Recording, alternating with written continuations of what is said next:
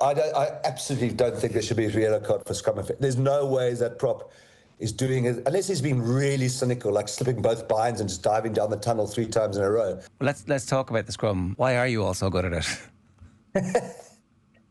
I'm afraid we are. We've got the natural athlete. And I think with the South African rugby sort of being more successful, kids aren't giving up as quickly after school, but us being led into, which we're very grateful, into the URC and into European rugby, which is much more like Test rugby, World Cup rugby. Every scrum is as long, I'm exaggerating, I say 30 seconds, 10, 15-second set.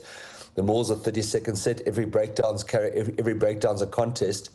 That suits the South African DNA and the athletes we've got. It's just a big part of our rugby at the moment. I don't know if it's going to be a law change or people don't like it or not, but we'll ride the wave while we can. I think us crying in this part of the world about getting beaten up is the wrong answer. Maybe the penalty is too much as it accumulates. I don't know what your view is on the yellow card plus the penalty plus another yellow card plus another penalty. I only give the penalty if there's an offence. I don't think getting beat or getting pushed backwards is an offence. You know, if you just bail out or you just throw it on the ground, 100% a penalty. Otherwise, let us keep going forward, push your backline back, as you say, and I don't think, I'm not a fan of yellow cards for scrum penalties at all. I absolutely don't think there should be a yellow card for scrum. There's no way that prop is doing it, unless he's been really cynical, like slipping both binds and just diving down the tunnel 3 times in a row. Yeah, for the humiliation of getting beaten, you know, it's not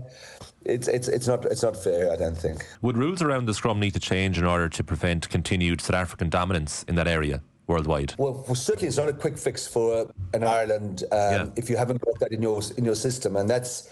I'm sure you can fix it in your system. You can have scrum schools and academies and proper player ID from 15 years old. So I think long-term it's definitely fixable. You've got really, really good rugby players here, and the same would apply to any other team that we might be scrumming at the moment. But in the short term, it's very hard to, say, replace Andrew Porter. Well, there are some good loose heads in Ireland, but do you know what I mean? It's not something you can go to the cupboard and open up, and here's a guy who can handle Wilco Low. It doesn't exist.